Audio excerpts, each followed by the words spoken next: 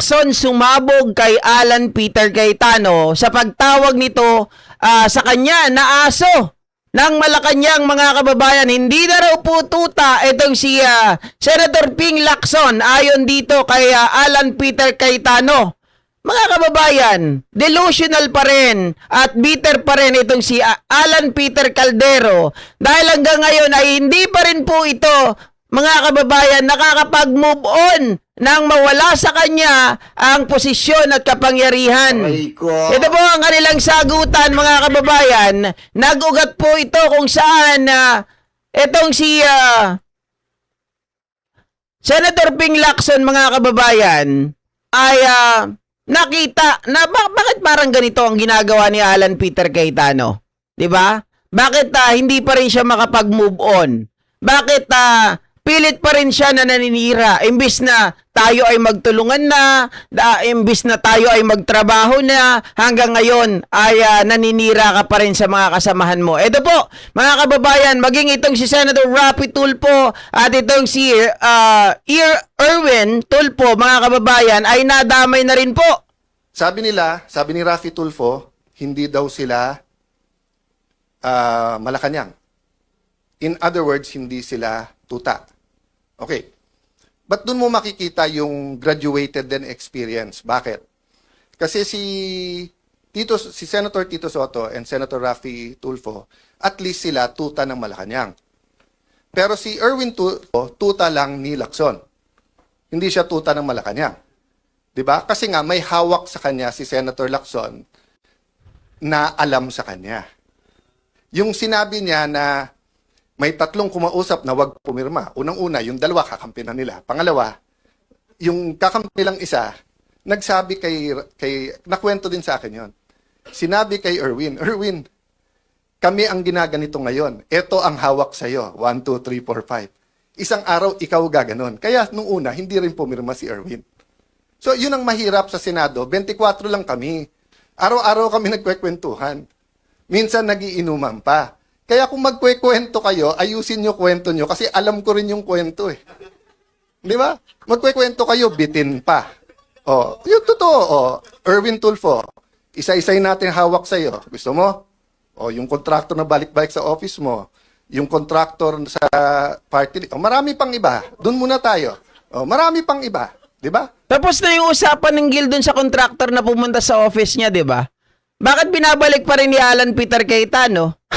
Okay. So sabi nung iba, kung sasabihin mong tuta, ano si Senator Lacson? Hindi na po tuta si Senator Lacson, aso na po siya. Matagal na po matagal na eh. Okay.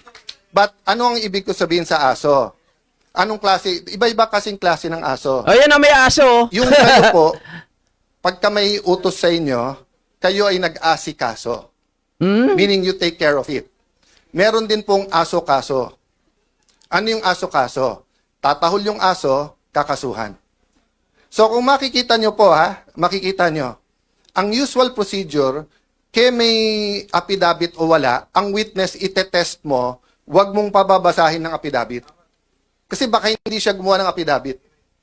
Si Senator Lacson, binaliktad niya. Hindi, basahin mo na lang yung affidavit.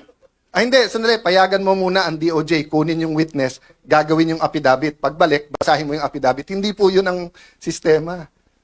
Nasaan yung mga abogado na kahit kakampi nyo sa Pinklawan, yung mga dean ng law school, nakita nyo rin yan eh. Mas lalo naman kay Marcoleta. Diba? Pinababasa na nga, mali-mali pa.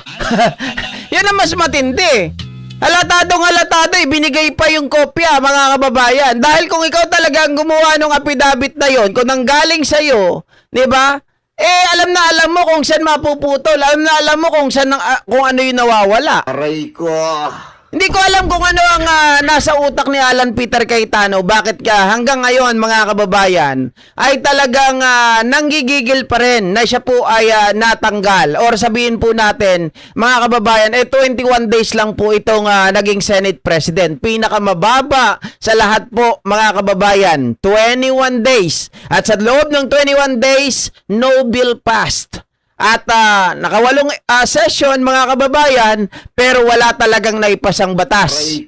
Walang nagawa, walang nangyari nung kapanahunan niya. Puro drama, shootout, tawag dito, nagkandara pa, ganun ang eksena. Wala man lang mapapakinabangan ng taong bayan sa kanyang mga pinagagawa. Hanggang ngayon, mga kababayan, may hinahabol pa rin siya dahil sabi nga niya, ay siya ang gustong maging presiding officer o kaya naman mga kababayan gusto niya na siya po ay ang humawak pa rin ng Blue Ribbon Committee. Hindi ko alam kung bakit na nagkakaganito itong si Alan Peter Cayetano maging ang kanyang kapatid na si Derek Lino mga kababayan ay tila taliwas. Ayaw po mga kababayan ng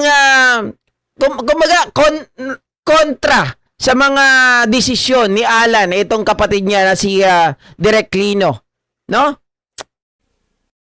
Sabi nila, Ito naman ang sagot dyan ni Senator Panfilo Lacson, mga kababayan. Kung tinawag po siyang aso, ano naman ang tawag nito kay kay Alan Peter Cayetano? Senator Ping Lacson slammed Senator Alan Peter Cayetano's recent allegations, saying the former Senate President's quote, erratic outbursts should no longer Irma. be taken seriously. In a tweet, Lacson fired back at Cayetano after the latter called him a dog or an aso. Lacson said he would never admit such description. Lacson also stressed in a statement that he pities Cayetano, adding that he hopes the latter's rants would not spiral into a full-blown meltdown. So parang mga kababayan, no, parang nagme-meltdown na daw etong si Alan Peter Cayetano. Dahil iba na ngayon ang platform mga kababayan, parang nakalimutan na ata nitong si Senador Alan Peter Cayetano na siya po ay isang senador dahil mas madalas pa siya ngayon makita, no show siya sa Senado pero mas madalas sa Facebook. Sana mag-resign na lang siya. Sana siya ay mag-Facebook na lang palagi mga kababayan at baka kumita pa siya doon. Di ba? Mas marami pang manonood sa kanya. Total, naniniwala yung mga DDS na mas marami raw naniniwala kay Alan Peter Cayetano kasi meron daw siyang milyones na views. Samantalang kay Win Gatchalian daw ay iilan lang mga kababayan. Evident daw yon or ebidensya daw yon na kung saan ay mas marami daw na naniniwala sa kanya. Naniniwala ba kayo mga kababayan na mas pinaniniwalaan nila itong si Alan Peter Cayetano kaysa kay Win Gatchalian? Kasi ako, sa totoo lang, nung napalitan itong si Alan Peter Cayetano, sabi nila na nahimik daw ang Senado. Mga kababayan, may ang sinasabi ng mga DDS na nahimik daw ang Senado kasi yung mga magugulo, sila na yung nakapwesto. Parang hindi naman, parang baliktad dahil ang cause ng gulo ay itong si Alan Peter Cayetano. Hindi nyo ba napapansin? Sabi nyo na nahimik ang Senado nung napalitan itong si Alan Peter Cayetano. So ang ibig sabihin nun, si Alan Peter Cayetano talaga ang cause ng gulo. Bakit? Ebidensya na yung nagkaroon ng 8 session pero wala man lang bill na naipasa. 'Di ba? Wala man lang nagawa. Anong nangyari mga kababayan? Gumastos ng pagkalaki-laking pera, wala pong naipasang batas. So, yun ay nangangahulugan na kayo talagang mga DDS ay pagkasadya-sadyang mga bobo kayo. Di ba, Ma'am Bibian? Isipin nyo, kayo nang nakapuna na nahimik na ang Senado. Ang sinasabi po kasi nila, noon daw nung nakaupo pa si Alan Peter Cayetano at nagkaroon pa ng 2 faction, bigla daw sinabi na mayroong ng NBI, mga kababayan, na meron daw threat sa Senado. Kaya pina-work from home sila. Para sa akin naman, dinaisahan kayo. Diba? Pero yung gulo na sinasabi nyo, matapos mawala si Alan Peter Cayetano dahil yung magugulo na ang nakaupo ngayon sa pwesto, nagkakamali kayo. Kasi noong talagang idineklara na si Win Gatchalian bilang Senate President, nakita po natin, walang bangayan, trabaho ang lahat, talagang dire-diretso, wala pong pumipigil sa kanila. 'Di ba? Wala pong talagang kontra bida. Maliban na lang nung dumating sila nung appointment na ng 'di ba? nung doon na sa CIA appointment o pag-appoint na ng mga kasundaluhan natin dahil itong si Marcoleta number 1 kumontra. Doon sa anti-hospital detention bill, mga kababayan, ito naman si Pia Cayetano. Aray ko. Di ba? Maliwanag na maliwanag yon. At ang sabi pa ng mga kababayan, nitong si Alan Peter Cayetano, kasi sabi ni Ping Lacson, ang pinag-uusapan dito, trabaho, plenaryo, hindi boycott, magpasa ng batas, hindi mag-live stream sa Facebook. Sabi naman itong si Alan, mga kababayan, kahit sino pa daw, ang umupo o ang maging Senate President, 25 million a day ang gastos ng Senado. Whoever was SP noon, ganun din ang gastos. Pero tama naman, itong si Ping Lacson. 'Di ba? Kahit sinong maupo, tama ka doon. Parehas lang ng gastos, 25 million per day, pero nasaan ang output, Alan? 'Di ba? Zero bill passed. Oh, dahil inuna ang pagtatanggol kay Bato de la Rosa, pagprotekta kay Bato de la Rosa, 'di ba? Pagpapalit ng liderato, ano pa? Ano pa yung mga ginawa nila? Pagpapatakas kay Bato de la Rosa. Yun ang mga inuna. Paggawa ng tawag dito mga kababayan, ng shootout incident, 'di ba? The Senate is under attack, was under attack. Aray ko. Yung drama na yun ang mga inuna ninyo kaysa sa trabaho. Piruin nyo yung mga natin, mga kasundaluhan. Muntik pang mawala sa kanila. Mga kababayan, yung mga retirement benefit dahil sa inyo. Tapos nung ito ay appoint na, kinontra pa ni Marcoleta.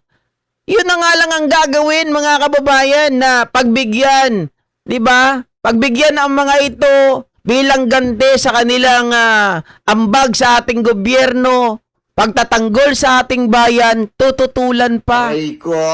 Sila naman talaga ang dahilan. Dahil yun sa'yo, Alan Peter Cayetano, dahil sabi ni Marcoleta, ayaw mo na malagot ka o matanggal ka nung June 1, June 2. Kaso nga lang, nung June 3, dumating si Chis Escudero. Aray ko. Ay, nako. Mga kababayan, hindi lang po natatapos ang balita o eksena dyan sa bagay na yan. Dahil nung sumabog itong si Panfilo Lacson, mga kababayan, mabuti na lang